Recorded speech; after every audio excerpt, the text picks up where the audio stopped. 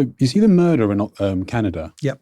So the suppression of the Khalistan movement, was that related back to India intelligence or? Yeah, so there's quite a strong line of evidence. So that's quite a controversial case. So one individual was killed in Vancouver, where there's a big diasporic Indian community, which are derived from the Punjab and they're part of the Sikh faith, and they're campaigning for what's called Kalistan, which is an independent Punjabi state in India, and have been doing so really since the 1970s. But at various points that campaign, it was big in the 1980s. It died down again. It's become much more prominent recently, and the Modi government in India has really begun to target those diasporic communities in London. In Canada particularly, but also in the United States, who are gaining lots of media headlines, and they don't like the fact they're promoting this idea of an independent Punjab state. And India's intelligence service, research analysis wing, its external intelligence service, there's quite strong evidence that they were implicated in hiring. Interestingly, again, developments in intelligence, often intelligence agencies now, Putin's Russia do this quite a lot. They hire out contract killing to local gangsters, local mobsters. So it's not necessarily an intelligence agent of a national service that pulls the trigger. Often they're hiring underworld figures or local criminals to perform, subcontracting the work out for them to do that sort of stuff. So Putin's done that in Europe quite extensively, using the GRU to do that sort of stuff. It appears as though the research analysis wing were involved in some form with sort of local Indian gangsters in Canada and the United States, who were hired by Indian intelligence officers to effectively assassinate these Khalistani activists. There's quite a strong intelligence trail back. Controversial because some of that is from signals intelligence, so intercepted communications from Indian consulates and embassies abroad, which was going back to New Delhi, which seemed to indicate Indian state involvement in those operations. It's been a big furore. I mean, Justin Trudeau stood up in the Canadian Parliament effectively and said, "We know you've done this." So it created a big diplomatic scandal, and diplomats were sent home, expelled from Canada. India then expelled Canadian diplomats from New Delhi. So a big tit for tat expulsion of diplomats. So the blowback on that has been enormous, interestingly. But Modi sort of just washed his hands off of it and said, listen, this has nothing to do with me. Trudeau, you're crazy.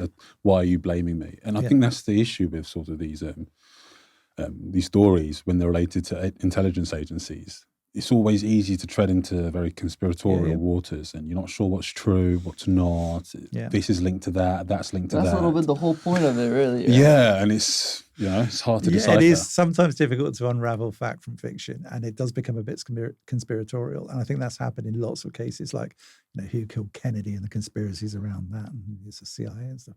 So I think intelligence agencies are often accused of lots of things they don't actually do. It's not so they don't do lots of things which are unsavory and unpleasant and unethical, maybe sometimes, but they're accused of everything and things they don't do. So that conspiracism, I think, does gain traction. I think in the case of Canada and Kalistan particularly, and also an attempted assassination in New York, in Manhattan, I think there's really strong evidence on the part of the Canadian government. I mean, I guess to put it in perspective, would Justin Trudeau have stood up in the Canadian Parliament and basically called out India for trying to assassinate a Canadian national on Canadian soil unless he was pretty convinced he had compelling evidence? The problem with intelligence evidence is often it's very difficult to make public. So some of that evidence, I think, was from local human sources. The most compelling evidence was from signals intelligence that came from a Five Eyes partner, Five Eyes intelligence being Australia, New Zealand, Canada, United States, United Kingdom, who operate as a cartel of 5 states who share intelligence and often share signals intelligence together as a sort of core component of that. That's a sort of circle of trust, really. So they share intelligence on a basis that this will never be made public. So the theory is the United States National Security Agency intercepted these communications. They shared them with the Canadian government and said, this is what's happened. Trudeau then goes public, but he can't actually release those intercepts because they're American intercepts and he has got the ability to release them. So Trudeau is basically saying, I know you've done this because I've got the evidence, but quite difficult for him to make that public. Although in the court case in New York, there's an attempted assassination of a Canadian national in New York, which again linked back to Indian intelligence. The district attorney in New York has filed a case, and a lot of those documents have been released publicly, and they do create quite a damning paper trail back to Indian nationals who are directly linked to Indian intelligence services. So it's not a smoking gun, because it's very difficult to provide a smoking gun, but this guy's in court in the United States. The Americans think they've got a really good chance of convicting him for an assassination, attempted murder. And there's quite compelling documentary evidence that the Indian state was involved. But of course, Modi is not going to stand up. No, it's the classic line, we never confirm or deny any intelligence activity. Every state government says that. They're not going to do that. But I think within the intelligence world, the consensus is absolutely the Indian state was responsible or behind those. And again, when you come to states, it's really difficult. So although the Indian state and the Indian intelligence services may be behind, who exactly, was it Modi who said that? Or was it someone 2 steps down from Modi? Was it Amit Shah, who's the Indian Home Minister, who seems to be involved in this? Was he the one who gave the order? So knowing exactly, I mean, it's the American presidential thing, isn't it? American presidents don't ever put this down on paper.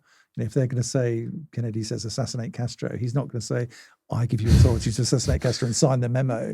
It's going to be a verbal order that's given to someone. So there are ways of covering your tracks, I think, and having plausible deniability for presidents to move away from intelligence actions when they go wrong and there's blowback associated with them. But yeah, it's a complex issue, the attempted assassination.